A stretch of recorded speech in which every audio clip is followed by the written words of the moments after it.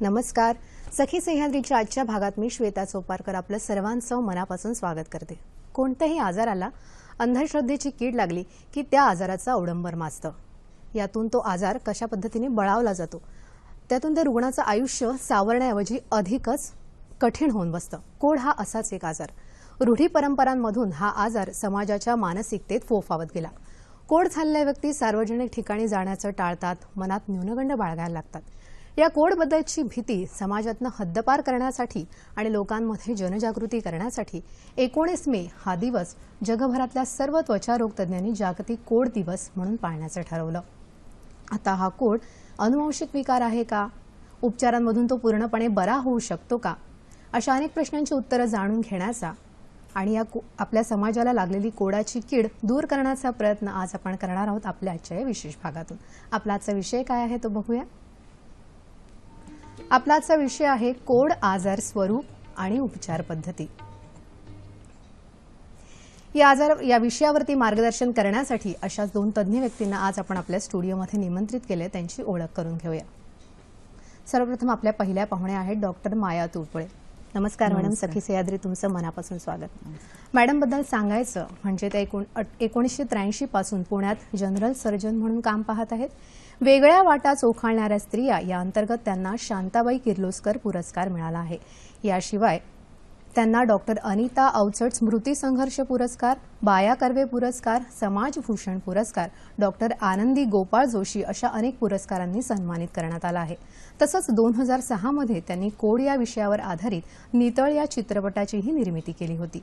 या चित्रपटाला सर्वोत्कृष्ट चित्रपटाचा पुरस्कारही मिळाला होता.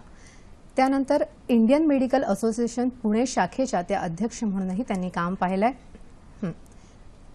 यानंतर आपल्या दुसऱ्या पाहुण्या आहेत दीप्ती कुलकर्णी वाळिंबे. नमस्कार दीप्ती. सखी सह्याद्री तुझं मनापासून स्वागत.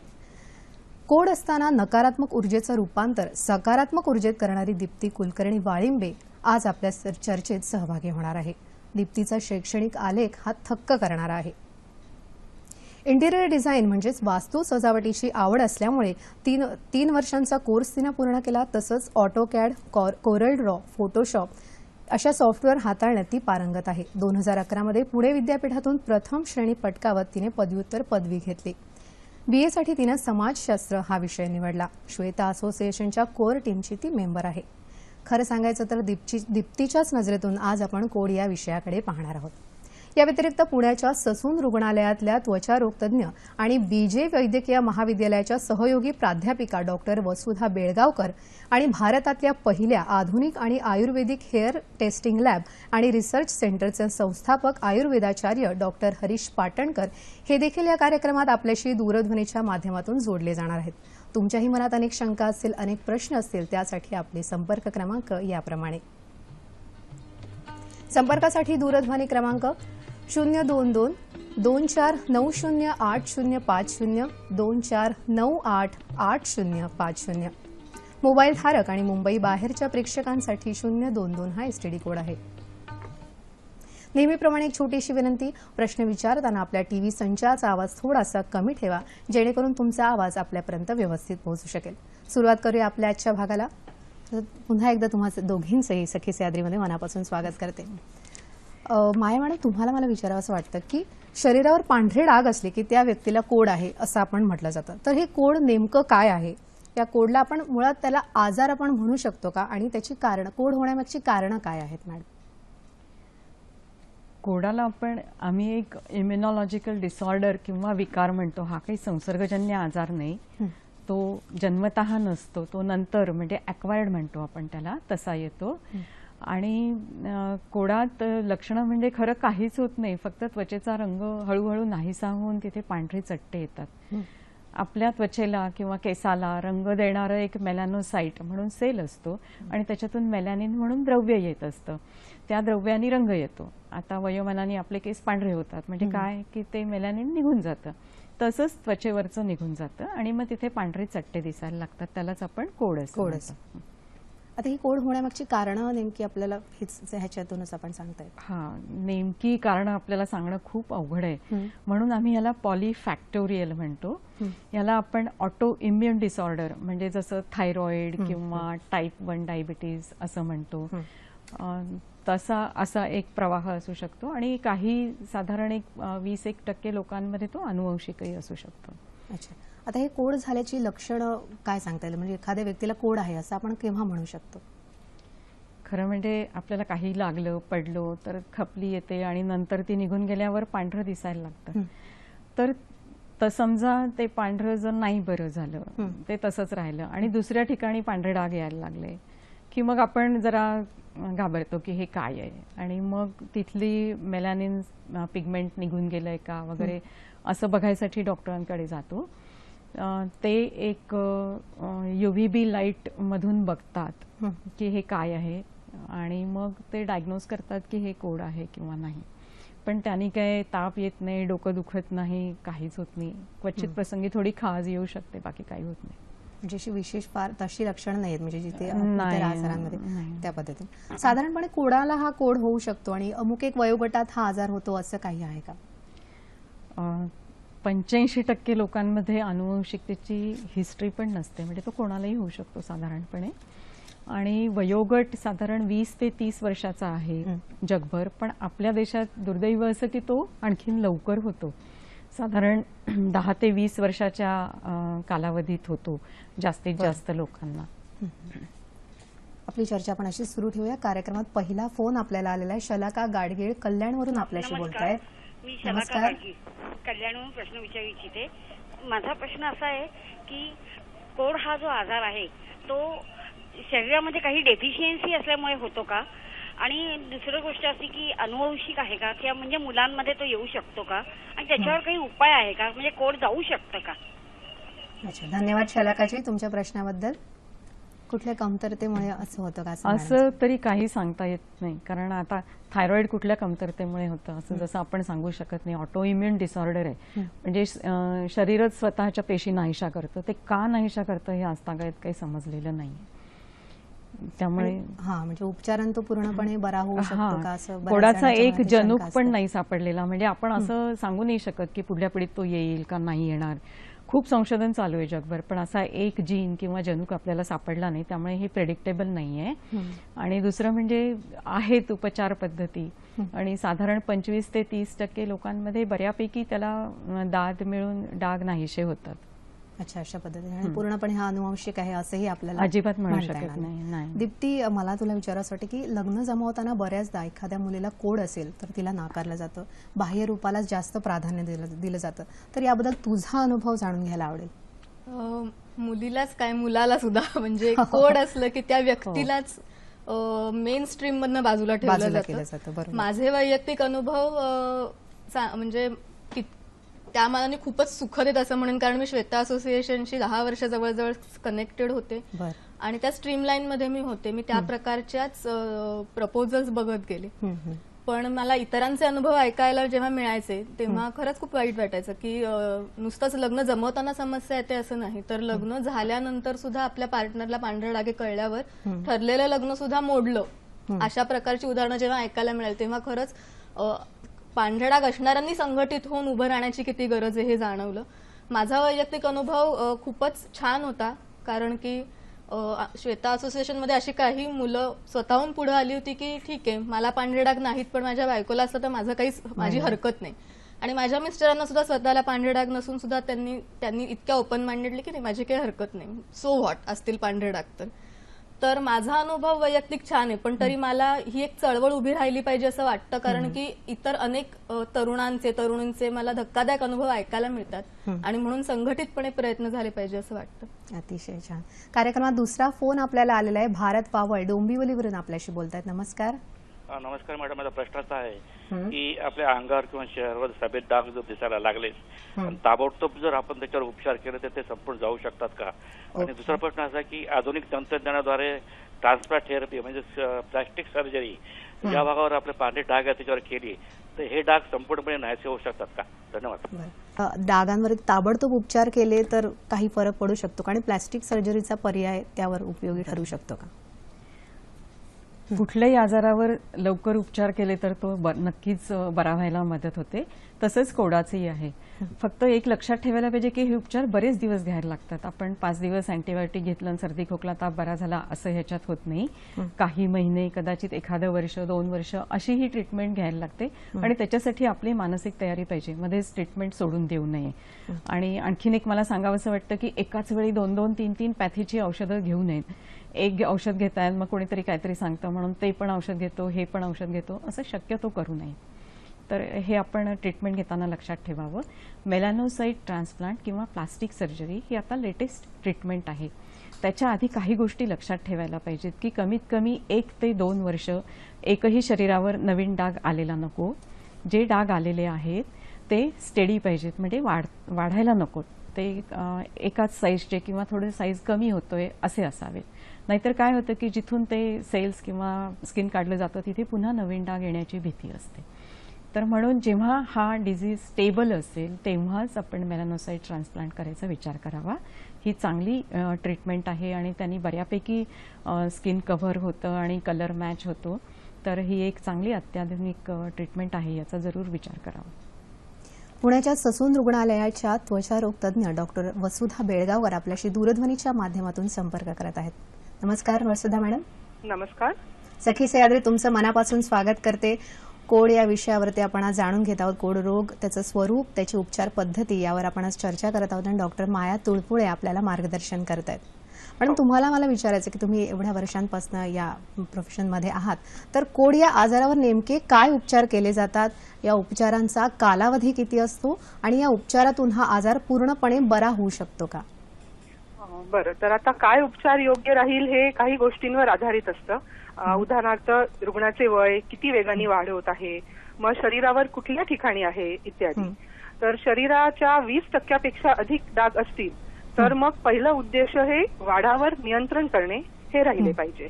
आणि या उद्देशासाठी काही गोळ्या आम्ही सुरू करतो, म्हणजे आता प्रेडनिसोलोन, अझाथायोप्रिन, सायक्लोस्पोरिन वगैरे वगैरे. आणि दुसरं जे उद्देश असतं ते गमावलेले रंग परत आणण्यासाठी. तर त्यासाठी मग काही क्रीम्स वापरतो आम्ही. परत ते काही स्टेरॉइड क्रीम्स असतात, टॅक्रोलिमस, व्हिटॅमिन डी अॅनालॉग्स वगैरे. आणि पुवा थेरपी वगैरे हे सुद्धा, आणि युव्हीबी थेरपी या, आणि काही अत्याधुनिक उपकरणे जसं आता एक्झायमर लेझर. आणि एक साधी गोष्ट, क्रीम लावून ऊन घेणे. ज्या रुग्णांना हे सगळे उपलब्ध नसतील, पुवा, युव्हीबी वगैरे, तर त्यांना आम्ही सांगतो की क्रीम लावून एक 10 मिनिटं ऊन घ्या, कोवळं ऊन. याच्याने पण फरक पडू शकतो. पण पुवा थेरपी बद्दल थोडं जाणून घ्यायला आवडेल आम्हाला. काय असते ही पुवा थेरपी? तर पुवा थेरपीचे 2 फॉर्म्स असतात. एक म्हणजे ओरल, म्हणजे सिस्टमिक जे आम्ही म्हणतो, त्याच्यामध्ये एक गोळी दिली जाते, सोरालेन म्हणतात त्याला. तर ती पेशंटच्या वयानुसार आणि वेटनुसार, आता पेशंटचं वय जर 12 वर्षाच्या आत असेल तर शक्यतो आपण देत नाही, पण त्याच्या जास्त असेल तर मग ती गोळी वेटनुसार डोस कॅल्क्युलेट करून पेशंटला दिली जाते. आणि त्याच्या 1.5 ते 2 तासाच्या आत पेशंटनी एकतर UVA लाईटच्या चेंबरमध्ये लाईट घ्यावी लागते किंवा पेशंटला उन्हामध्ये सगळे डाग दाखवावे लागतात एक विशिष्ट वेळासाठी. अच्छा अच्छा. पण तुम्हाला काय वाटतं मॅडम, पुवा थेरपी व्यतिरिक्त आणखी कुठली थेरपी यामध्ये तुम्ही सांगू? हो, हल्ली नॅरो बँड UVB ही पण एक फोटोथेरपी अवेलेबल आहे. 330 नॅनोमीटर ही अल्ट्राव्हायोलेट B ह्या म्हणजे रेजचे सेपरेट केलेले 330 नॅनोमीटरचे रेज असतात. आणि आता जसं वसुधा मॅडमनी सांगितलं तसं ती एका चेंबरमधूनच घ्यायला लागते. याचा ॲडव्हान्टेज असा आहे की याच्यासाठी सोरॅलिन्स किंवा स्टिरॉइड्स नाही घेतली तरी चालतात. आणि 10 वर्षाखालच्या मुलांना, मुलींना किंवा गर्भवती स्त्रियांना हे ट्रीटमेंट देता येते आपल्याला. तर हे त्याचं ॲडव्हान्टेज आहे. आणि आम्हाला श्वेताला नुकतंच हे मशीन मिळालेलं आहे. वसुधा मॅडम, आणखी काय सांगाल की तुम्हाला औषधोपचारांव्यतिरिक्त शस्त्रक्रियेचा पर्याय आपण यासाठी वापरू शकतो का? हो, कितपत प्रभावी आहे? तर शस्त्रक्रिया, ज्या रुग्णांचा आजार गोळ्या, मलम व फोटोथेरपी या उपचाराला हवा तसं दाद देत नसेल आणि तो स्थिर असला पाहिजे आजार, जर वेगाने नवीन चट्टे येत असतील किंवा आकार वाढत असेल त्या चट्ट्यांचा, तर शस्त्रक्रिया हे त्यासाठी एक हे राहू शकत नाही ऑप्शन. तर सगळ्यात आधी स्टेबल पाहिजे डिझीज. आणि तुमचा जो दुसरा प्रश्न होता की किती प्रकारे म्हणजे प्रभावी असेल किंवा नाही, तर ते खूप प्रकारचे शस्त्रक्रिया अवेलेबल आहेत. आणि तो म्हणजे अनुभव आणि प्रशिक्षण हे दोन्ही असलेल्या त्वचारोग तज्ञांच्या हाती जर झालं तर उत्तम गुण येऊ शकतो. अच्छा दीप्ती, आणखी तुला मला विचारावंसं वाटतं की बऱ्याचदा हा जो उपचाराचा कालावधी मोठा असतो आणि मग पेशंट तेवढं मग त्यांच्यामध्ये पेशन्स तितके दाखवत नाही, तर कशी त्यांची मानसिकता असायला हवी, काय काय सांगशील या बाबतीत? मला असं वाटतं की पेशन्स असत नाही, राहत नाही, यापेक्षा महत्वाचं आहे की जसं डोक्यावरचे काळ्याचे पांढरे केस होतात ही गोष्ट आपण सहजपणे स्वीकारतो, तितक्या सहजपणे त्वचेचा थोडासा काळा रंग पांढरा झाला ह्या जाणीवेत जर आपण राहिलो तर जी अगतिकता निर्माण होते की कसंही करून हे बरं झालंच पाहिजे ती राहणार नाही. आणि त्याचे दोन फायदे आहेत. एक तर विथ फ्री माइंड म्हणजे मोकळ्या मनाने मग तुम्ही निर्णय घेऊ शकता की खरंच मला उपचार घ्यायचे आहेत की मी आहे तशी छान आहे आणि तसं राहायचंय. आणि जर उपचार घ्यायचे असतील तर जेव्हा आपण मनानं मोकळे असतो तेव्हा उपचारांनाही चांगला प्रतिसाद दिला जातो.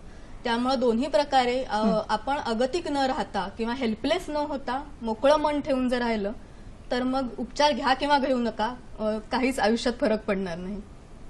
अच्छा, धन्यवाद वसुधा मॅडम, तुम्ही आज आम्हाला अतिशय विस्तृत आणि उपचारांबद्दल अतिशय छान माहिती दिली, त्याबद्दल सखी सह्याद्रीतर्फे तुमचे मनापासून आभार मानते. धन्यवाद. त्यानंतर माया मॅडम, तुम्हाला मला विचारायचं वाटतं की ह्या कोडाचे नेमके प्रकार किती आहेत आणि आहेत तर ते कोणते आहेत, काय प्रकार? ह्याच्यात लोकलाइज्ड म्हणजे एक ठराविक एरियात असलेला आणि जनरलाइज्ड किंवा स्कॅटर्ड असे दोन मुख्य प्रकार आहेत. आणि त्याच्यातही डर्मॅझोल म्हणजे एक स्किनवर किंवा म्युकोझल म्हणजे ओठांवर किंवा गुप्त अंगावर किंवा नाक कान ह्याच्या भोवती डोळ्याच्या भोवती असे आहेत.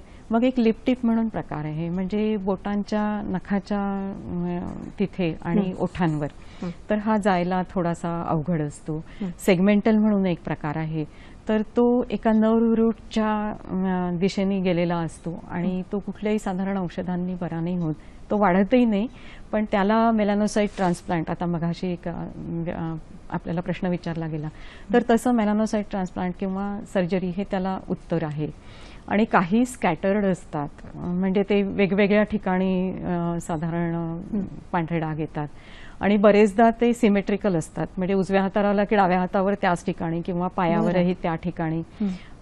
काही वेळेला त्यांना व्हल्गॅरिस असं म्हटलं जातं, विटिलायगो व्हल्गॅरिस, आणि ते बरेच वेळा खूप वेगाने वाढतात असं असतं. बरं, आता हा प्रश्न बऱ्याच जणांना पडत असेल की आपल्या शरीरावर असलेले सर्वच पांढरे डाग हे कोडाचे असतात का? नाही, सगळेच डाग हे कोडाचे नसतात. मुलं मुली वयात येताना त्यांना शिब म्हणतात बघा आपल्याकडे, असं एक फंगल इन्फेक्शन सारखं इन्फेक्शन होऊ शकतं.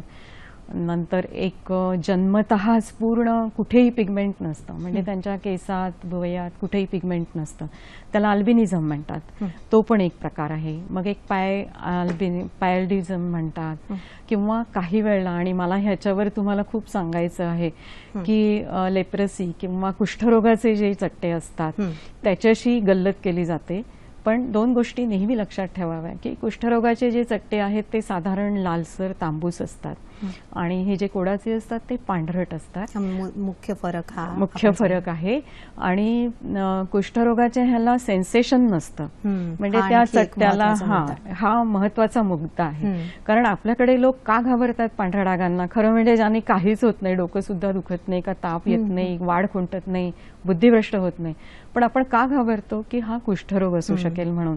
त्यामुळे हे अगदी आपण लक्षात घ्यायला पाहिजे. आणि कुष्ठरोग थोड्या प्रमाणात का होईना आपण संसर्गजन्य आहे, कोड अजिबात संसर्गजन्य नाहीये. त्यांनी महत्त्वाचा मुद्दा आहे, हा आपण लक्षात ठेवायला पाहिजे. शिवानंद वशीदार बेळगाववरून आपल्याशी बोलतायत. नमस्कार. हॅलो. हा बोला. हा नमस्कार मॅडम, निपाणीहून शिवानंद वशीदार बोलतो मॅडम मी. माझा प्रश्न असा आहे की ज्यावेळी माणूस गुटखा तंबाखू वगैरे खातो का नाही त्यावेळी त्याचं गालाचं ऑपरेशन केला जातो. ऑपरेशन केलं जातं त्यानंतर जे सर्जरी केला असं प्लॅस्टिक सर्जरी, त्याचं म्हणजे डाग वगैरे परत जाऊ शकतो काय किंवा डाग तसंच राहू शकतो काय? आणि एखाद्या वेळी स्त्री स्वयंपाक वगैरे करते वेळी हाताला वगैरे भाजतोय मग त्यावेळी त्यांची प्लॅस्टिक सर्जरी करतात. मग प्लॅस्टिक सर्जरी केल्यानंतर ते सुद्धा डाग असं जाऊ शकते काय, काय तसंच कंटिन्यू राहतं हे विचारायचं होतं मला. धन्यवाद शिवानंदजी तुमच्या प्रश्नाबद्दल. मॅडम नक्कीच तुमच्या प्रश्नाचं निरसन करतील, काय सांगा त्यावर? गुटखा किंवा तंबाखू खाल्ल्यानंतर जे पांढरे व्रण येतात ते आम्ही त्याला प्री कॅन्सरस स्टेज म्हणतो. की गुटख्यातली जी काय घातक द्रव्य असतात त्यांचा तिथे सारखं गालात ठेवून जे काय साईड इफेक्ट्स होतात त्याच्यामुळे ते होतात. त्यामुळे त्याचा आणि कोडाचा काही संबंध नाहीये. तो एक प्रकारचा स्कार किंवा व्रण आहे तिथे लोकल टॉक्सिक सबस्टन्सची ऍक्शन झाल्यामुळे. दुसरा त्यांचा प्रश्न होता की भाजल्यानंतरचे जे व्रण येतात त्याचं काय.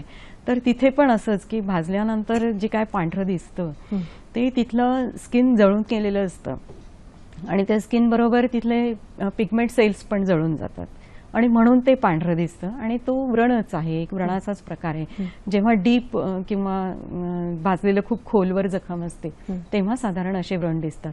जेव्हा सुपरफिशियल किंवा वरच्यावर भाजलेलं असतं तेव्हा हे दिसत नाहीत. पण आणखी पुढचा प्रश्न आपल्याला मी सांगते की बऱ्याचदा जाहिरातींमधून असा दावा केला जातो की कोड हा विकार पूर्णपणे बरा होईल. तर यामध्ये कितपत तथ्य आहे, काय सत्यता कितपत आहे यामध्ये? मला असं वाटतं की जाहिरातींना कोणी भुलूच नाही. विशेषतः असं आपल्याकडे गया आणि कत्रीसराय इथल्या पेपरमध्ये जाहिराती असतात की त्यांना एक पत्र लिहिलं की ते 15 दिवसाचं औषध पाठवून देतात आणि तुम्ही 100% बरे व्हाल. तर मला लोकांची कीव वाटते की आपण एक साडी सुद्धा 10 वेळा विचार करतो घेताना आणि ऑनलाईन घ्यायला 100 वेळा विचार करतो की हाताला कशी लागेल आणि कशी दिसेल. आणि कुठल्याही औषधात रुग्ण न तपासता त्याची काहीही माहिती नसताना नुसतं पोस्टाने तुम्ही औषधं पाठवून माणूस बरा कसा होतो. तर ह्या जाहिरातींना भुलू नये अशी मी सर्वांना विनंती करेन. कित्येक वेळा हा एक पांढरा डाग जाऊ दे बाबा माझ्या घरादाराचा कलंक जाईल ह्या अगतिकतेपायी लोक अनेक महागडी औषधं की जी खरं तसं काही घ्यायची गरज नाही आहे किंवा कित्येक वेळा ह्याच्यात लुबाडणूकच होते पेशंट्सची असं मला वाटतं. तर असं कृपया कोणीही करू नये आणि अशा जाहिरातींना भुलू नये. अशा जाहिरातींना भुलू नये हे खूप खूप महत्त्वाचं ठरलेलं आहे. आता पुन्हा एकदा पुण्याचे आयुर्वेदाचार्य डॉक्टर हरीश पाटणकर आपल्याशी दूरध्वनीच्या माध्यमातून जोडले गेले. नमस्कार डॉक्टर. नमस्कार मॅडम. नमस्कार. सखी सह्याद्री तुमचं मनापासून स्वागत. कोड विकाराचं स्वरूप आणि उपचार पद्धती यावर आज आपण चर्चा करत आहोत आणि डॉक्टर माया तुळपुळे आपल्याला मार्गदर्शन करतायत. सर, मला तुम्हाला असं विचारायचं आहे की कोड या आजाराची व्याख्या आयुर्वेदामध्ये काय सांगण्यात आली आहे? नक्कीच मॅडम. आयुर्वेदामध्ये कोड हा जो आजार आहे हा श्वेत्र या कॅटेगरीमध्ये वर्णन केलेला आहे. म्हणजे आयुर्वेदामध्ये सगळे स्किन डिसीज हे एका कुष्ठाच्या वेगळ्या पद्धतीमध्ये वर्णन केलेलं आहे. त्याच्यातला श्वेत्र म्हणजे पांढरे डाग पडणे असं आपण साधी व्याख्या कोडाची सामान्यांना समजेल अशा पद्धतीने करू शकतो. आणखी पुढचा प्रश्न मला तुम्हाला असं विचारायचं होतं की आयुर्वेदिक उपचारांमुळे हा आजार, हा विकार पूर्णपणे बरा होऊ शकतो का आणि या उपचाराचा कालावधी किती असतो? खरं तर मॅडम आयुर्वेदिक उपचारांनी हा आजार पूर्ण बरा होऊ शकतो का हा प्रश्न थोडासा संदिग्ध आहे. कारण आयुर्वेदामध्ये सुद्धा वेगवेगळ्या पद्धतीने कोड कशामुळे झालेला आहे हे निदान शोधणं फार जास्त गरजेचं वाटतं. आयुर्वेदामध्ये बऱ्याच वेगवेगळ्या पद्धतीने कोड निर्माण होतो असं सांगितलेलं आहे. त्याच्यामध्ये तो जन्मजात होऊ शकतो, भाजल्यामुळे कोड होऊ शकतो, कापल्यामुळे, भाजल्यामुळे अशा बऱ्याच वेगवेगळ्या कारणांमुळे कोड होत असतो. आणि या प्रत्येक वेळी तो बरा होण्याचा कालावधी आणि लक्षण वेगवेगळं आहे. बरेच जन्मजात कोड हे बरे होऊ शकत नाही, पण कापल्यामुळे, लागल्यामुळे, भाजल्यामुळे जर पांढरा डाग पडला असेल, काही जणांना गरम पाणी अंगावरती घेताना अचानक भाजतं आणि त्याच्यामुळे पांढरा डाग पडतो, तर हे कोड बरे करता येतात. लहान मुलांना मॅडम मला इथं अजून एक सांगावंसं वाटतं की बऱ्याचदा त्यांच्या चेहऱ्यावरती जंतांमुळे पांढरे डाग येत असतात आणि हे मिसगाईड होतं आणि हे पांढरे डाग मग कोड म्हणून ट्रीट केले जातात. तर त्यासाठी कृमींची चिकित्सा आपण केली की हे पांढरे डाग बरे होतात. अच्छा, म्हणजे आयुर्वेदिक उपचारांनी सुद्धा बऱ्यापैकी ह्याच्यावरती आपल्याला उपचार करता येतील. मॅडम, तुम्हाला काय सांगावं असं वाटतं की ह्या आयुर्वेदिक उपचार आणि बाकी ह्या दोघांनी म्हणजे एकत्र सांगड घालून आपण ह्याच्यावरती उपाय शोधू शकतो का? उपाययोजना म्हणजे उपचार करू शकतो? नक्कीच. आजकाल आपण एक होलिस्टिक अप्रोच असं समजतो आणि सरकारचं आयुष डिपार्टमेंट त्या बाबतीत खूप ऍक्टिव्ह आहे. मला हरीशजींना आणखीन एक विचारावंसं वाटतं की आयुर्वेदामध्ये पथ्यपाणी खूप सांगितलं जातं असं एक आमच्या लोकांची तक्रार असते. तर ते विरुद्ध आहार किंवा काही त्याविषयी आम्हाला एक थोडक्यात थोडंसं सांगितलं तर बरं होईल. नक्की. Thank you madam. फारच सुंदर प्रश्न तुम्ही विचारला. आयुर्वेद म्हटलं की पथ्यपाणी आलंच असं बऱ्याचदा वाटतं आणि ते खरंही आहे. कारण काही आजार जसे आहेत म्हणजे त्वचारोग, आता याच्यामध्ये आपण विरुद्ध आहार पकडलं, दूध, भात, केळी एकत्र खाणं किंवा गावाकडे बऱ्याचदा तुम्ही दूध केळीचं शिकरण एकत्र खाल्लेलं पाहायला मिळतं आपल्याला. त्याचबरोबर गवार खाणं, शेंगदाणे खाणं, हे सर्व जे आजार आहेत ना हे स्किन डिसीजला प्रवृत्त करत असतात. आणि मग त्याचं रूपांतर हे कोडामध्ये होत असतं. कारण आयुर्वेदामध्ये कोड हा जो आहे हा त्वचेच्या आणि पित्ताच्या प्राजक पित्ताच्या दृष्टीने होतो. जसं आपण इकडे ॲलोपॅथीमध्ये मेलानिनची सिक्रिशन कमी जास्त झाले की कोड होतो आपण असं म्हणतो, त्याच पद्धतीमध्ये आयुर्वेदामध्ये आपल्या आहारामधून कमी जास्त होणारे खाद्यपदार्थ गेले की ते बिघडलेलं पित्त हे त्वचेवरती येतं आणि मग त्वचेचा प्राकृतिक रंग निघून जातो. आणि म्हणून आयुर्वेदीय उपचार जर आपण बघितले तर त्याच्यामध्ये वमन, विरेचन, रक्तमोक्षण किंवा काही तिथे लावण्याचे उपचार, लेपांसारखे उपचार जे आहेत त्याने आपल्याला कोड बरा करता येतो. पण सर काही वेळेला लहान लहान मुलांना पण पांढरे पदार्थ म्हणजे दूध, दही, भात, केळं खायला देऊ नका म्हणतात. तर अगदी लहान मुलं असली तर ते बऱ्याच वेळ शक्य होत नाही. हा, अगदी बरोबर. त्याच्यामध्ये काय होतं की लहान मूल याचं वय मुळात कफाचं असतं. लहान छोटीशी गोंडस गुटगुटीत बाळं ही कफाचं वय सांगितलेलं आहे. तारुण्य हे पित्ताचं आणि म्हातारपण हे वाताचं.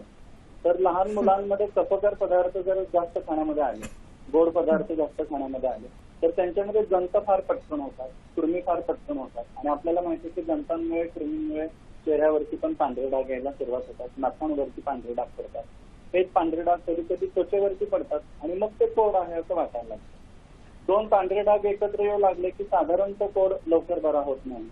आणि एखाद्या पांढऱ्या डागामध्ये जर काळा डाग उत्पन्न झालेला असेल, त्या ठिकाणचे केस काळ्या रंगाचे असतील तर तो कोड लवकर बरा करता येतो. असे कोडाचे निदानाच्या दृष्टीने सुद्धा वेगवेगळे प्रकार आहेत. आपल्याकडे आता अत्याधुनिक मशीनच्या सहाय्याने, केनाइन हेअर अॅनालायझरच्या सहाय्याने या कोडांची परीक्षणं पण केली जातात आणि कोणता कोड बरा होईल, कोणता कोड बरा होऊ शकणार नाही याचंही निदान करता येतं. मला असं वाटतं की आपण सर्वांनी, तुम्ही जसं म्हटलं की होलिस्टिक अप्रोच घेतला पाहिजे. आपण Ayurveda, allopathy, homeopathy, Ayush department असे सर्वच जण याच्यावरती रिसर्च करतात. कारण सर्वांच्याच मनाला भावणारा हा प्रश्न आहे. तर सर्वांच्या एकत्रित उपचार पद्धतीने याच्यावरती यश मिळवणं नक्कीच शक्य आहे. अर्थातच काही जन्मजात गोष्टींना आपल्याला याच्यातून वगळावंच लागणार, कारण बऱ्याचदा अननोन कॉज हेच याचं कॉज. आणखी हरीशजी, मला तुम्हाला विचारायचं वाटतं की ह्या आयुर्वेदाची आपण उपचार करत असताना ह्याचा कालावधी असा काही असतो का की अमुक एक कालावधीपर्यंत आपण हे करू शकतो? आणि या आयुर्वेदाचे जे औषध असतात ह्याची काही साईड इफेक्ट्स वगैरे असतात का सर? फार मुद्दा महत्वाचा विचारलात मॅडम तुम्ही. आमच्याकडे पूर्वी तो कोड हा कोड आहे की नाही, म्हणजे तो पांढरा डाग नक्की कोडांचा आहे तर जंतांमुळे निर्माण झालेला हे तपासण्यासाठी काही जंतांची औषधं दिली जातात. जसं शिब्रू त्वचा आहे, त्याची बीज आहे, अशा पद्धतीची औषधं. ती औषधं दिल्यानंतर 21 दिवसात जर तो डाग पूर्णपणे काळा झाला किंवा आपल्या नॉर्मल त्वचेसारखा झाला तर आपण असं समजू शकतो की तो कोडाचा नाहीये. त्यामुळे त्याचं निदान करण्याची एक सोपी पद्धत आहे. म्हणजे बऱ्याचदा आयुर्वेदिक औषधाने 1 महिन्याच्या आतमध्ये रिझल्ट येत असेल तर just go ahead, carry on. आणि जर तो येत नसेल तर मग कधी कधी कित्येक वर्ष या आजाराची चिकित्सा घ्यावी लागते. काही जणांमध्ये तर तो बराही होत नाही, मग कॉजेस वेगवेगळे त्याच्यामध्ये सापडतात. तर मग आपल्या श्वेता फाउंडेशनच्या दीप्ती मॅडम म्हटलं त्या पद्धतीने मग कधी कधी ते ऍक्सेप्ट करून ना मन खच्चीकरण न करता आपण गो अहेड पॉझिटिव्ह माइंडेडने पुढे गेलं पाहिजे आणि उगीच चिकित्सेच्या दुष्टक्रमात पण आपण अडकलं नाही पाहिजे. धन्यवाद हरीशजी, अतिशय महत्त्वाची माहिती तुम्ही आमच्यापर्यंत पोहोचवलीत त्याबद्दल सखी सह्याद्रीच्या वतीने तुमचे मनापासून आभार मानते. जसं सरांनी सांगितलं की आयुर्वेद आणि ही उपचार पद्धती यांची सांगड घालून आपण यावरती उपाययोजना करू शकतो. आणखी एक विचारायचं वाटतं माया मॅडम मला तुम्हाला की भारतामध्ये या आजाराचं प्रमाण किती आहे आणि स्त्री आणि पुरुषांमध्ये हे प्रमाण कसं आहे? जगभरात या आजाराचं प्रमाण साधारण 0.3% to 1% आहे. पण असं म्हणतात की भारतात ह्याचं थोडं जास्तच आहे प्रमाण. कदाचित आपलं उष्ण हवामान, खाण्यापिण्याच्या सवयी आणि अनेक कारणं असू शकतील. किंवा आता सरांनी जसं सांगितलं की आपल्याकडे पाणी चांगलं नसतं, जंताचं प्रमाण जास्ती आहे वगैरे वगैरे. तर भारतात हे साधारण 2 ते 2.5% आहे असं म्हणतात. थोडं जास्त आहे आपल्याकडे. हो, तसं म्हणता येईल आपल्याला. दीप्ती, मला तुला विचारावं वाटतं की उपचारादरम्यान किंवा एकंदरीतच घरच्यांची भूमिका यामध्ये किती महत्त्वाची असते? तुला कोणत्या अडचणींचा सामना करावा लागला आणि घरच्यांची यामध्ये कशी भूमिका होती, काय सांगशील? मला असं वाटतं की घरच्यांची भूमिका तर महत्त्वाची आहेच. ओव्हरऑलच पांढरे डाग ही खरंच समस्या आहे का की तो फक्त एक वेगळेपण आहे? याच्यावर जेव्हा विचारमंथन केलं जातं तेव्हा असं लक्षात येतं की एक तर मी स्वतःला पांढरे डाग आहे हे 100% स्वीकारणं हा पहिला टप्पा असतो. दुसरा टप्पा तुमच्या घरच्यांनी तुम्हाला छान स्वीकारणं आणि छान सपोर्ट करणं की इट्स ओके, म्हणजे प्रत्येक मूल हे वेगळं असतं, एका मुलाला पांढऱ्या डागेत काय बिघडलं, हा घरच्यांचा स्वीकार हा दुसरा टप्पा. आणि तिसरा टप्पा समाजानं ही गोष्ट सहजपणे मोकळ्या मनानं स्वीकारलेली असणं. ह्या 3 गोष्टी जर घडल्या तर कोड ही समस्या राहतच नाही. तर पहिली गोष्ट तर माझ्या हातात असते की मी स्वतःचा स्वीकार करणं. त्या गोष्टीला मला थोडा वेळ लागला, पण सांगायला छान वाटतं की घरच्यांचा सपोर्ट मात्र अगदी लहानपणापासून होता. वयाच्या 15व्या वर्षानंतर तर मला घरच्यांनी किंवा आई वडिलांनी प्रेशराईज पण केलं नाही की तू औषधं घेतलीच पाहिजे. जेव्हा मला कळत नव्हतं तेव्हा ते मला दवाखान्यात न्यायचे. थोडंसं मग ते आई वडिलांची अगतिकता पण असते की नाही झालं पाहिजे, बरं मग हा उपचार घे, ते घे, होमिओपॅथी घे, ॲलोपॅथी घे, आयुर्वेदिक घे, ते थोडं जास्त झालं. पण जेव्हा मला कळायला लागलं तेव्हा त्यांनी माझ्यावर सोडून दिलं की ठीक आहे, मला नाही औषध घ्यायचं तर इट्स ओके. तर हा खूप महत्वाचा टप्पा घडला असं मला वाटतं. आणि मग त्याच्यानंतर मी जर कधी म्हणले की आपण घेऊन बघूयात का हे औषध, तर मग मला ते घेऊन जायचे. पण त्यांनी कधी फोर्स नाही केलं. आणि माझ्यातल्या ज्या पॉझिटिव्ह गोष्टी होत्या, मला चित्रकलेची आवड होती किंवा मला ज्या गोष्टींची आवड होती, जे करायला आवडायचं, त्याला त्यांनी पॉझिटिव्ह गोष्टींना अधिक सपोर्ट केलं. माझ्या बहिणींनी, आजी आजोबांनी, त्यांनी पण आई वडिलांनी इतकंच मला छान सांभाळून घेतलं. तर हा सपोर्ट खूप महत्वाचा होता. घरच्यांची भूमिका किती महत्वाची असते हे आपल्या यातून लक्षात येते. आणखी एक फोन आपल्याला आलेला आहे. सुरेखा गोडबोले पुण्याहून आपल्याशी बोलतायत. नमस्कार. हा, मी सुलेखा गोडबोले बोलते पुणे. मला कोड आहे मागच्या 8 वर्षांपासून आणि मी आयुर्वेदिक ट्रीटमेंटवर आहे ऑलरेडी. मी मागच्या 3 वर्षापासून आयुर्वेदचे उपचार करते आहे. पण जेवढा रिस्पॉन्स मिळायला पाहिजे तेवढा मिळत नाहीये. आणि मला हे विचारायचं होतं की आयुर्वेद ट्रीटमेंट जास्ती चांगली राहील कोडसाठी की ॲलोपॅथी, आणि तुमच्या स्पेशलिस्टच्या याच्यावरती काय ओपिनियन आहे दोन्ही ट्रीटमेंटवरती, तर ते मला जाणून घ्यायचं होतं. धन्यवाद सुलेखाजी तुमच्या प्रश्नाबद्दल. माया मॅडम नक्कीच तुमच्या प्रश्नाचं निरसन करतील की गेल्या 3 वर्षांपासून ते आयुर्वेदिक उपचार करतात पण त्यांना हवा तसा गुण येत नाही. आपण जसं सुरुवातीलाच म्हटलं की कुठलाही त्वचाविकार हा खूप चिकट आजार असतो आणि आपल्याला वर्षानुवर्ष ट्रीटमेंट घेत राहावी लागते आणि नुसती औषध घेऊन होत नाही. त्याच्याबरोबर आहार विहार, जीवनशैली, स्ट्रेस न घेणं, हे सगळं आपल्याला त्याच्याबरोबर करायला लागतं. तुम्ही तुमच्या वैद्यांशी सल्लामसलत करू शकता आणि आणखीन काही उपचार त्यांना दुसरे सुचवू शकता.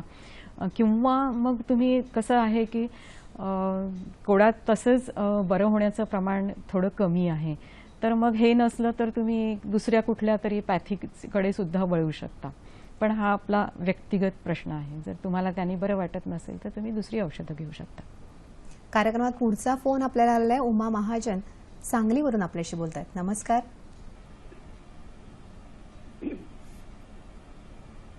नमस्कार उमाजी, बोला. नमस्ते. कार्यक्रम खूपच चांगला. या विषयावर चर्चा होणं फार गरजेचं आहे. धन्यवाद उमाजी. या कोडाला आजार म्हणण्याचंच गरज, म्हणायचंच नाही. ही काही संपर्क संसर्गजन्य रोग नाही, त्यांना काही वेदना नाही, त्यासाठी आजार म्हणायचंच कशाला.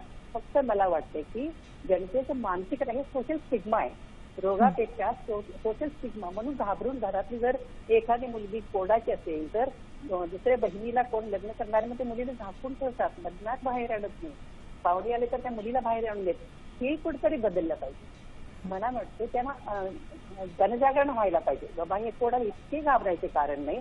एकच उपाय की मॅडम माया मॅडमनी जे चित्रित केले, निर्मित केलेलं आहे नितळ, हे पिक्चर जवळ सगळ्यांना दाखवलं की प्रश्नच निर्माण होणार नाही असं मला वाटतं. धन्यवाद उमाजी तुमच्या प्रश्नाबद्दल. अतिशय चांगला प्रश्न तुम्ही विचारला या ठिकाणी. काय सांगाल मॅडम? हो, जनजागृती ही सगळ्यात महत्त्वाची आहे. ज्यांना कोड नाही त्या लोकांनीच ह्याच्याबद्दल दृष्टिकोन बदलणं खूप गरजेचं आहे. आणि म्हणून अशा कार्यक्रमाद्वारे तर आम्ही तुमच्याबरोबर पोहोचतच असतो, पण म्हणून आम्ही 2006 साली नितळ चित्रपटाची निर्मिती केली आणि त्याला सगळी राज्य पारितोषिकं मिळाली आपल्याला आणि अनेक दिग्गजांनी त्याच्यात काम केलेलं आहे. म्हणून आज 16 वर्ष काम केल्यानंतर आम्हाला दृष्टिकोन थोडा बदललेला दिसतोच आहे. कारण आपला मूळ उद्देश कोडाला असलेला जो सामाजिक कलंक आहे किंवा स्टिग्मा आहे तो दूर करणं आणि ह्या व्यक्तींना समाजाच्या मुख्य प्रवाहात सामील करून घेणं हा आहे. कारण या व्यक्ती काही अंध, अपंग, मेंटली चॅलेंज्ड असं काहीच नाहीये, फक्त रंगाचा एक प्रश्न आहे. आणि तो जर समाजाने आणि ज्या व्यक्तींना हा विकार आहे त्यांनी स्वीकारला तर हा काही प्रश्न होऊ शकणार नाही. आणि कोडाचं कोडं सुटायला मदत होईल असं मला नक्कीच. वाटतं. अतिशय छान की आपण हे स्वीकारणं, मनापासून स्वीकारणं अतिशय महत्त्वाचं आहे. मॅडम, श्वेता असोसिएशनच्या माध्यमातून आपण कोडबद्दलच्या गैरसमजुतीबाबत नियमित आपण जनजागृती करत असता, तर या असोसिएशनची स्थापना करण्याची प्रेरणा कुठून मिळाली आणि या असोसिएशनची नवीन प्रकल्पांबद्दल थोडी माहिती सांगा. हो. मला स्वतःला कोड आहे वयाच्या 9व्या वर्षापासून, पण ते असं न दिसणाऱ्या भागावर होतं अनेक वर्ष आणि मग ते अचानक वाढायला लागलं आणि साधारण मी 48 वर्षाची असेल तेव्हा ते पूर्ण वाढून मी आता अशी टोटली डी पिगमेंट आणि गोरी गोरी पान झाले आहे. तर तेव्हा असं वाटलं की मी डॉक्टर आहे, मला ह्याच्यातली इतकी माहिती आहे आणि मी सगळ्यात उत्तमोत्तम उपचार घेऊ शकते, तरी मी हे कंट्रोल करू शकले नाही, तर बाकीच्यांचं काय होत असेल. आणि मग तेव्हा मला अमेरिकेत जायचा योग आला आणि तिथे गेल्यावर मला इतकं होमली वाटलं की तिथे सगळेच माझ्यासारखे आहेत. मग मी का बरं ह्याचा एवढा बाऊ करत होते किंवा आपल्या देशात याला काय एवढं महत्त्व देत आहेत. सगळे युरोपियन कंट्रीज, अमेरिकन कंट्रीज तर असेच आहेत, अर्ध जग असं आहे, मग आम्ही त्याचा का बाऊ करतोय. आणि मी डॉक्टर आहे, मला माझ्या कुटुंबातून प्रचंड आधार आहे, माझ्या मिस्टरांना कोड नाही, मुलांना नाही. आणि अशा सगळ्या चांगल्या परिस्थितीत जर मला देवाने दिलेली आहे, तर ज्यांना अशी नाही आहे एवढी चांगली परिस्थिती, तर सगळ्यांना ह्याच्यातून बाहेर काढावं असं वाटलं आणि म्हणून मी हे पाऊल उचललं आणि श्वेताची स्थापना केली. अच्छा, त्याचं नवीन नवीन म्हणजे वधूवर मेळावा वगैरे तुम्ही घेत असता, त्याबद्दल आम्ही हे ज्याला होलिस्टिक अप्रोच म्हणतो, असा अप्रोच घेऊन ज्या योगे या व्यक्तींना त्रास होतो आहे ते सगळे त्रास कमी करायचा प्रयत्न करतो. मग लग्न हा एक आपल्या देशात मोठा टप्पा आहे म्हणून आम्ही वधूवर मंडळ सुरू केलं आणि जवळजवळ 1000 मुला-मुलींची लग्न जमली आहेत आमच्यातर्फे. मग आम्ही समाज जागृतीसाठी रॅलीज काढतो, सायकल रॅली. इमेजेसच्या माध्यमातून हे पाहू शकतो आपण का? हां, आपण स्क्रीनवर पाहू शकता या ठिकाणी कशा पद्धतीने वधूवर मेळावे आणि वेगवेगळे उपक्रम मॅडम राबवत असतात.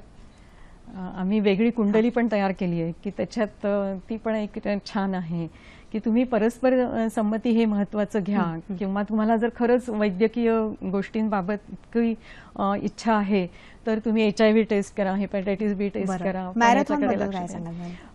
आपण एक कॅन्सर ब्रेस्ट बद्दल जशी पिंकॅथॉन काढली जाते, तर त्याच्यातून आम्ही प्रेरणा घेतली की आपण ही मॅरेथॉन काढावी. आता ही सायकल रॅली पाहतो आहे, याच्यात अनेक डर्मॅटॉलॉजिस्ट सुद्धा सहभागी झालेले आहेत. मग आम्ही वॉकॅथॉन काढतो आणि गेली 2 वर्ष जानेवारी महिन्याच्या शेवटल्या रविवारी आपण रन फॉर विटिलायगो म्हणून अशी मोठी मॅरेथॉन काढतोय आणि त्याला खूप छान प्रतिसाद मिळतोय.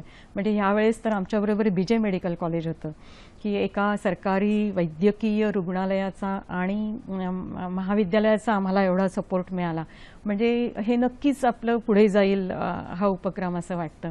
मग आम्ही काही बाकीचे पण कार्यक्रम की लोकांना गाण्याचं आवडतं, तर म्हणून आम्ही आता 1 जुलैला एक कार्यक्रम करतो आहे. तर अतिशय स्तुत्य कार्यक्रम आपली संस्था राबवित आहे. कार्यक्रमात शेवटचा फोन आपल्याला येतोय. सय्यद वसीम पुण्याहून आपल्याशी बोलतायत. नमस्कार. हॅलो, मी सय्यद वसीम बोलतो पुण्याहून. बोला. मला या विटिलिगो या आजाराबद्दल विचारायचं होतं. म्हणजे एक हातावर चट्टा आहे, ते 3-4 वर्षापासून कॉन्स्टंट आहे. मी बऱ्याचशा स्त्री आपल्या डर्मॅटॉलॉजिस्टला दाखवलं तर त्यांनी म्हणले की म्हणजे मेडिकल आणि आयुर्वेदिक ट्रीटमेंटने त्याच्यावर काही परिणाम झाला नाही. तर मला सांगितले, तर त्यांनी सल्ला दिला की ऑपरेशनचा एक पर्याय आहे. तर त्याच्याबद्दल कोणते पर्याय ऑपरेशनसाठी आहे आणि ते इथं पुण्यामध्ये म्हणजे प्रायव्हेटमध्ये तर त्याचा खर्च जास्त होईल असं म्हणलं होतं, तर मी कोणत्या गव्हर्नमेंट हॉस्पिटलमध्ये किंवा ससून हॉस्पिटलमध्ये त्याची सोय आहे का? धन्यवाद सय्यदजी, तुमच्या प्रश्नाचा आशय आपल्या लक्षात आलेला आहे. काय सांगाल मॅडम? हो, तुम्हाला जर 3-4 वर्ष हे डाग स्टेबल असतील तर तुम्हाला सर्जरी हा एक चांगला पर्याय आहे आणि ते सगळ्या ससून रुग्णालयापासून सगळ्या रुग्णालयात उपलब्ध आहे. त्याच्यातही वेगवेगळे प्रकार आहेत की जसं पंच ग्राफ्ट आहे, सक्शन ब्लिस्टर ट्रान्सप्लांट आहे किंवा मेलानोसाइट ट्रान्सप्लांट आहे. आपण ह्याच्यापैकी कुठलाही उपचार पद्धती घेऊ शकता. आणखी एक प्रश्न मॅडम की मधुमेह, हृदयविकार असे जे दीर्घकालीन आजार असतात आणि अशा व्यक्तीला सपोज कोड झाला तर त्यासाठी विशेष काळजी घ्यायला लागते का, किंवा लहान मुलं आहेत, ज्येष्ठ नागरिक आहेत, अशांनी जास्त काळजी घ्यावी का? आम्ही एक हेच तयार केलेलं आहे की त्वचेची कशी काळजी घ्यावी. आपण स्प्रेज, परफ्युम्स, नंतर निळ्या पट्ट्याच्या सँडल्स, स्लीपर्स वापरतो. विशेषतः रबराच्या ज्या गोष्टी आहेत त्याच्यापासून दूर राहावं. कधी कधी कुंकवाच्या टिकलीतून होतं. पूर्वीच्या काळी बायका नऊवारी किंवा धोतर असं खूप घट्ट बांधायचे, त्याच्यातून होऊ शकतं. तर ह्याच्यासाठी आपण हे सगळं टाळणं गरजेचं आहे. मुख्य म्हणजे खूप उन्हात जाऊ नये, सनबर्न्स होऊ शकतात. किंवा आपण कित्येक वेळा नकळत कशाही ह्याच्यात हात घालतो. म्हणजे आमच्या एका पेशंटला तर तो फोटोग्राफर होता आणि ते सोल्युशनमध्ये तो सारखे हात घालायचा आणि तिथून सुरू झालं. तर आपण त्वचेला किती निग्लेक्ट करतो आणि कुठे कुठे ती कशी वापरतो. तर ह्या सगळ्या गोष्टीत आपण त्वचेची काळजी घ्यावी, म्हणजे होण्याचं प्रमाण कमी होईल असं वाटतं. म्हणजे वयोवृद्धांनी आणि लहान सगळ्यांसाठीच आहे आपण ते म्हणू शकतो. आणखी एक प्रश्न मॅडम की त्वचे व्यतिरिक्त शरीराच्या इतर अवयवांवर, म्हणजे आपल्या आतमधल्या शरीराच्या अवयवांवर ह्याचा काही दुष्परिणाम होतो का या विकाराचा? जिथे जिथे रंग आहे तिथे थोडासा परिणाम होऊ शकतो. म्हणजे जसं केस पांढरे होऊ शकतात, भुवईचे, पापणीचे, चेहऱ्याचे, डोक्याचे. तसंच काही वेळेला डोळ्यातलं जे पिगमेंट असतं त्याला आपण UVL हे म्हणतो, ते UVitis होऊ शकतो. किंवा अगदी रेअर केसेसमध्ये थोडं कानाने कमी ऐकू येऊ शकतं, पण बाकी काही परिणाम होत नाही. अशा ह्या खूप रेअर आहेत. म्हणजे पण जाता जाता अगदी थोडक्यात तुम्हाला दोघींनाही मला विचारावं असं वाटतं की कोड झालेल्या व्यक्तीकडे समाजाचा पाहण्याचा दृष्टिकोन हा फार वेगळा असतो. तर हा निकोप दृष्टिकोन कसा असायला हवा? सर्वप्रथम माया मॅडम, तुम्ही काय सांगाल? आपण त्यांना नॉर्मल म्हणूनच वागवावं, कारण खरं म्हणजे काहीच होत नसतं. मला नेहमी एक उपमा द्यावीशी वाटते की कोड म्हणजे कसं एक सुंदर वॉटर कलरचं पेंटिंग असावं आणि त्याच्यावर कोणीतरी पाणी टाकलं आणि एक धब्बा यावा. We should take it that casually. आपण केस पांढरे झाले, सगळ्यांचेच होतात वयोमानाने, म्हणून त्याच्याकडे काही फार वाईट यांनी बघत नाही. तसंच एक आला त्वचेवर पांढरा चट्टा तर येऊ दे, कशाला त्याचा एवढा बाऊ करायचा. किंवा माणूस हा निसर्गाचा भाग आहे. आपल्याला निसर्गात जिथे जिथे रंगवैविध्य आहे ते खूप छान वाटतं. पण मग माणसाला एक पांढरा डाग आला तर त्याचा बाऊ का करायचा? काळा डागही तेवढाच वाईट दिसतो आणि पांढराही तेवढाच वाईट दिसतो. तर ह्याला जो काय आपला स्टिग्मा आहे किंवा तो काय किंतु आहे आपल्या मनात, तो काढून टाकावा. तो काढून टाकायला पाहिजे. दीप्ती, तुला काय वाटतं? काय आता जसं मॅडम म्हणाला त्याचप्रमाणे जो भयगंड आहे तो का निर्माण झालाय माहिती नाही, पण एखादं झाडाचं पान असेल आणि अर्ध हिरवं अर्ध पांढरं असेल तर ते आपण छान अधिक चांगली वस्तू म्हणून डेकोरेशनसाठी वापरतो. एखादी गाय असेल, एखादं मांजर असेल, कुत्रा असेल तर त्याच्यावरती काळे पांढरे ठिपके आपण त्याला खूप प्रेमानं जपतो की अरे किती छान दिसते. मग तेच ठिपके माणसाच्या शरीरावर जेव्हा येतात तेव्हा आपला दृष्टिकोन बदलतो. तर हा दृष्टिकोनातला बदल हाच त्याच्यावरचं सोल्युशन आहे असं मला वाटतं. अच्छा, म्हणजे दृष्टिकोनातला बदल हा अतिशय महत्त्वाचा आपण या ठिकाणी सांगू शकतो. आपला उद्याचा कार्यक्रम काय आहे तो आपण पाहूया.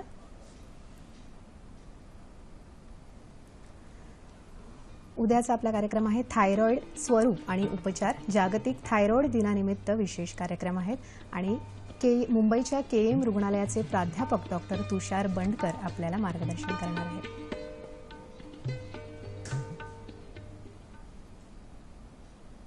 हा कार्यक्रम तुम्हाला कसा वाटला तर तुम्ही नक्की कळवा. त्यासाठी आपली माध्यम आहे ती याप्रमाणे.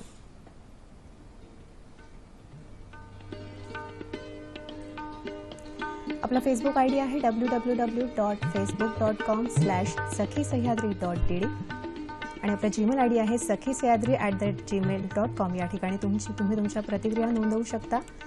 आणि यूट्यूबचं माध्यम आहे www.youtube.com/sakhisayadri. या ठिकाणी यूट्यूबवर तुम्ही प्रोग्राम पाहू शकता.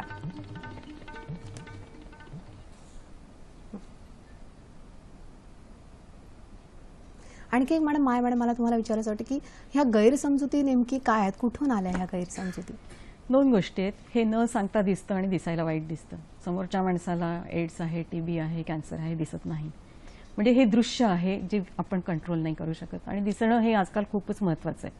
त्यामुळे एक लोकांना भीती वाटते आणि आपल्या देशात विशेषतः आनुवंशिकरित्या हे पुढल्या पिढीत येईल का ह्याची एक खूप मोठी भीती आहे. दुर्दैवाने आज असा एकही जीन सापडला नाही की जो आपण सांगू शकू की हा जीन बाबा तुम्ही करेक्ट केला की तुमचं हे बरं होईल. बऱ्याच गैरसमजुती या कोडबद्दलच्या आहेत आणि त्या बऱ्याचशा गैरसमजुती कशा चुकीच्या आहेत हे आज माया मॅडमने आपल्याला समजावून सांगितलं. दीप्तीचे अनुभव आपण ऐकले.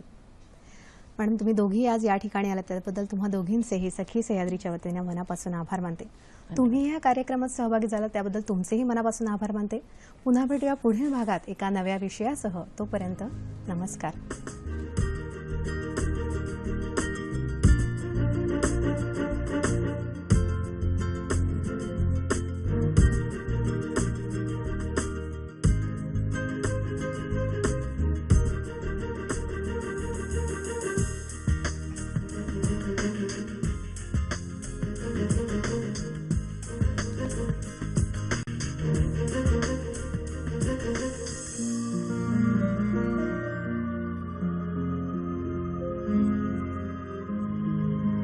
धन्यवाद.